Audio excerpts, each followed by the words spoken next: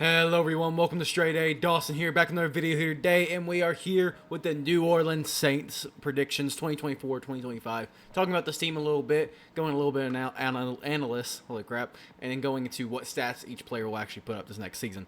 If you enjoy the video, please like down below, subscribe to the channel if you haven't already, and comment any suggestions for future videos below. Without further ado, let's get right into the video.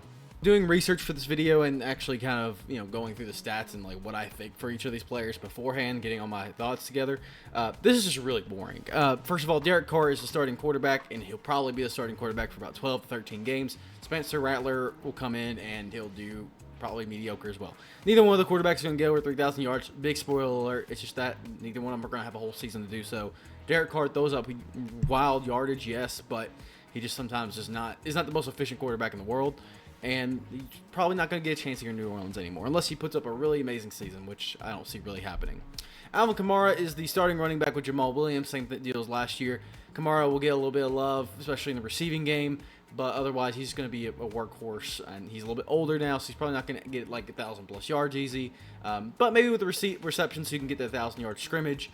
I think I still have confidence that he's still a workhorse in this offense, especially Jamal Williams being more on the goal line. So we'll see how Kamara can actually do, but Kamara will get a fair amount of yards with decent amount of touchdowns. So somewhere kind of in the upper range, but not too much, because he's still not in a committee per se, but he is he's the main guy in this offense, at least for the running back position.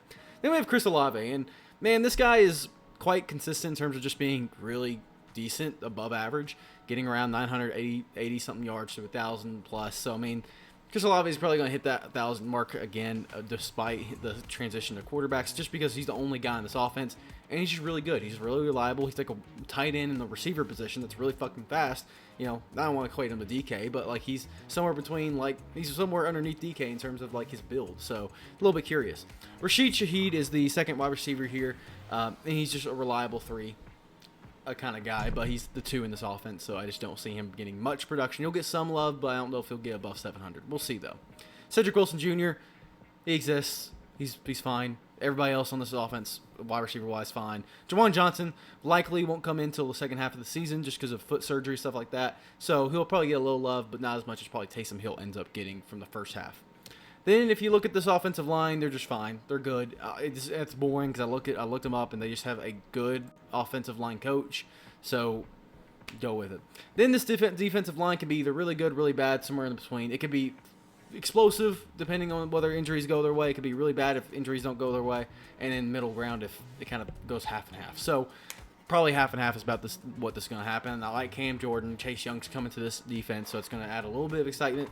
Pete Warner's fine. Mario Davis is good. Willie Gay, I like Willie Gay, just fine. This is just a very, very consistently good our defense. So they're going to keep them in games a lot of times. Then the secondary. I'm so iffy about this because they put up good numbers every other year, it feels like, and this is a year they probably won't put up good numbers based on the trend of patterns, like good year, bad year, good year. Bad year, other way around. Bad year, good year, bad year, good year. And then now they're like could get sub 10 kind of deal. Like it's usually either 16+ or like 12 or less. And it's technically by pattern wise is going to be less than 10 or something along those lines. I'm going to guess they still do fine because I think I like their secondary just fine. Tyrann Mathieu really good. Jordan Howden's really good. Marshawn Lattimore has potential to be really good as long as he stays healthy. So I'm going to go very, very middle line for the defensive secondaries because I have a lot of middle space left anyway, so we're gonna go very okay with the secondary here. Then looking at their past year, Derek Carr will throw up some yardage. He'll get there. We'll see. Alvin Kamara, of course, only played 3/4 of the season, so you could really have gotten 800, 900 yards pretty easily. Chris Olave, 1,100 yards, pretty good with Derek Carr being the his main target there. We'll see how Spencer Rattler could do. I'm not too sure. He's somebody I don't know anything about, and I've looked him up, and I just don't have any opinions. It's really hard to have opinions on these freaking rookies, and I think his potential will be fine, but I think I'm kind of like Will Levis in a way. So we'll see. I'll hold my judgments until then. Alvin Kamara. Past years, again, he has not really broken 1,000 in a while, but he's still very okay, still very efficient. He kind of teetered off the second half of the year, but I still think he's a very good workhorse and could be a main reason they stay in many games. Again, receiving outside of Chris Olave. Rashica, he did get above 700 yards last year with 5 touchdowns, tying Chris Olave. But I think Olave is just going to be too good of a target here, especially without their Juwan Johnson tight end. So they're going to rely on Taysom Hill quite a bit more. So we'll see. Defensively and offensive line-wise, there's no any numbers really kind of go into too much. So we're going to go straight to the stats. New Orleans Saints, kind of jumping right into it. Derek Carr, less than 3,000 yards pretty easily. 17 passing touchdowns. He's still going to have a good interception ratio because he just doesn't throw interceptions too often. He won't rush at all pretty much. He won't get any rushing touchdowns. Pretty boring guess. Spencer Rattler wouldn't be much different. He probably will end up with 11 touchdowns, like 7 interceptions, and maybe a rushing touchdown from the looks of it. With his like 5 or 6 games he's probably going to get. So that's probably my guess for Spencer Rattler. Then Alvin Kamara, I debated so hard putting him at 800 yards plus, or 800 to 899. I'm putting him at 900 to 999 because I think I see him more than likely getting 905 versus 890 type deal. 895 probably to be exact. But I just see him barely breaking 900. I think he's going to stay healthy. I think he's going to be fine. I think he'll get a couple good rushes, so he'll get a couple rushing touchdowns. So 7 rushing touchdowns, 905 yards or so. That's where I kind of land the Kamara, though I could see him in high 800s. I think he's going to stay healthy. I think he's going to be fine. But this is kind of my prediction stat line for him. Chris Olave, I'm going to put him just above 1,000 yards. I'm going to give him 8 receiving touchdowns. I think this man has so much potential in getting touchdowns in this team. And without some main targets behind him, like Michael Thomas when he comes in and steals some things, Juwan Johnson when he comes in and steals some things, it's now just him and Taysom Hill as main like end zone catchers. Rashica could still get a lot of that love. Don't predict it. I'm going to predict he's like at 650 yards or so.